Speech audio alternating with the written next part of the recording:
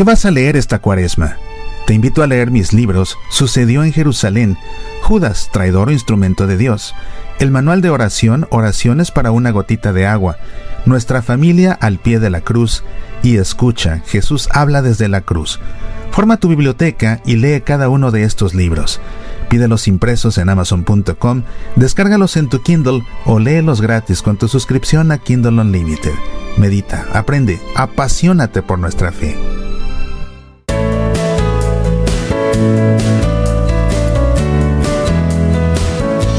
Sabemos que muchos sacerdotes hacen el favor de ver nuestro programa de fin de semana Pasión por el Evangelio, en el que siempre desarrollamos un minucioso análisis bíblico del Evangelio que escuchamos en la misa del domingo y de las solemnidades. La razón por la que muchos sacerdotes ven este programa es para obtener información que pueden aprovechar en la preparación de sus homilías. De ahí que hemos decidido este año hacer aquí en Semillas para la Vida una serie semanal para hablar acerca de lo que la Iglesia propone a los sacerdotes predicar en cada una de estas misas dominicales. Esto lo hace el Dicasterio para el Culto Divino y la Disciplina de los Sacramentos a través del Directorio Homilético, un libro que fue escrito por orden del Papa Francisco justamente para auxiliar a los sacerdotes a preparar buenas homilías, un tema que le preocupa mucho al Santo Padre y sobre el que habla una y otra vez. Hay que recordar que una buena homilía debe durar 7-8 minutos a lo sumo y debe tratar ya sea de las lecturas que escuchamos en la misa o de los textos eucológicos que rezamos en cada una de ellas. En esta ocasión, el quinto domingo del tiempo ordinario en el ciclo litúrgico B, nos enfocamos por supuesto en el Evangelio según San Marcos, y el tema litúrgico del Evangelio en esta ocasión es curó a muchos enfermos de diversos males. Es lo que presenta el título del Evangelio en el leccionario. Curó a muchos enfermos de diversos males. Y de hecho esta es una misa muy bonita para las personas que están enfermas, porque habla justamente acerca de la enfermedad y de Cristo como sanador. Y al ser sanador, es sanador porque es el Mesías. De manera que la primera lectura, cuyo tema siempre está conectado al tema del Evangelio, está tomada del libro de Job, y su tema litúrgico en esta ocasión es Me harto de dar vueltas hasta el alba. ¿Qué enfermo de gravedad no sufre en las noches que se vuelven interminables, que se vuelven angustiosas, que se vuelven más dolorosas, y que el enfermo en la noche quiere que ya amanezca con ansiedad? Es de lo que habla esta lectura del libro de Job, al cual respondemos con el Salmo 146, alabad al Señor que sana los corazones destrozados. Es claro el hilo conductor. La segunda lectura, en la cual vamos leyendo las epístolas de forma semicontinua, nos muestra un texto tomado de la primera carta de San Pablo a los Corintios, y su tema litúrgico en este domingo es «Ay de mí si no anuncio el Evangelio». Pues bien, que acerca de estos temas, el Directorio Homilético propone predicar acerca de las curaciones como signo del tiempo mesiánico, de Cristo el que cura, y a propósito de la segunda lectura, de la necesidad de la predicación. Y estos temas, por supuesto, que están presentados en el Catecismo de la Iglesia Católica, al cual nos remite el mismo Directorio Homilético. Vamos uno por uno. Las curaciones, signo del tiempo mesiánico, en los numerales 547 al 550 del Catecismo, dicen así: Jesús acompaña sus palabras con numerosos milagros, prodigios y signos que manifiestan que el reino está presente en él. Ellos atestiguan que Jesús es el Mesías anunciado. Los signos que lleva a cabo Jesús testimonian que el Padre lo ha enviado. Invitan a creer en Jesús. Concede lo que le piden a los que acuden a él con fe. Por tanto, los milagros fortalecen la fe en aquel que hace las obras de su Padre. Estas testimonian que Él es Hijo de Dios. Pero también pueden ser ocasión de escándalo. No pretenden satisfacer la curiosidad ni los deseos mágicos. A pesar de tan evidentes milagros, Jesús es rechazado por algunos. Incluso se le acusa de obrar movido por los demonios. Al liberar a algunos hombres de los males terrenos del hambre, de la injusticia, de la enfermedad y de la muerte, Jesús realizó unos signos mesiánicos. No obstante, no vino para abolir todos los males aquí abajo, sino a liberar a los hombres de la esclavitud más grave, la del pecado, que es el obstáculo en su vocación de hijos de Dios y causa de todas sus servidumbres humanas. La venida del reino de Dios es la derrota del reino de Satanás. Pero si por el Espíritu de Dios expulso yo los demonios, es que ha llegado a vosotros el reino de Dios, dice Jesús en el Evangelio según San Mateo. Los exorcismos de Jesús liberan a los hombres del dominio de los demonios. Anticipan la gran victoria de Jesús sobre el príncipe de este mundo. Por la cruz de Cristo será definitivamente establecido el reino de Dios. Regnavit alignio Deus. Dios reinó desde el madero de la cruz. El segundo tema que propone el directorio homilético para predicar en la homilía en este quinto domingo del tiempo ordinario, en el ciclo litúrgico, es Cristo el que cura. Y para ello nos remite al Catecismo en los numerales 1512 a 1505, que habla acerca del enfermo ante Dios y de Cristo médico. Dice así: el hombre del Antiguo Testamento vive la enfermedad de cara a Dios. Ante Dios se lamenta por su enfermedad, y de Él, que es el Señor de la vida y de la muerte, implora la curación. La enfermedad se convierte en camino de conversión, y el perdón de Dios inaugura la curación.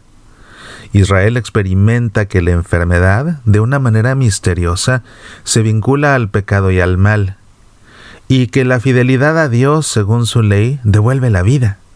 Yo, el Señor, soy el que te sana, dice Dios en el libro del Éxodo. El profeta Isaías entrevé que el sufrimiento puede tener también un sentido redentor por los pecados de los demás. Finalmente anuncia que Dios hará venir un tiempo para Sión en que perdonará toda falta y curará toda enfermedad. Sobre Cristo médico, el Catecismo nos dice que la compasión de Cristo hacia los enfermos y sus numerosas curaciones de dolientes de toda clase son un signo maravilloso de que Dios ha visitado a su pueblo y de que el reino de Dios está muy cerca. Jesús no tiene solamente poder para curar, sino también para perdonar los pecados. Vino a curar al hombre entero, alma y cuerpo. Es el médico que los enfermos necesitan. Su compasión hacia todos los que sufren llega hasta identificarse con ellos. Estuve enfermo y me visitasteis. Su amor de predilección para con los enfermos no ha cesado a lo largo de los siglos de suscitar la atención muy particular de los cristianos hacia todos los que sufren en su cuerpo y en su alma. Esta atención dio origen a infatigables esfuerzos por aliviar a los que sufren.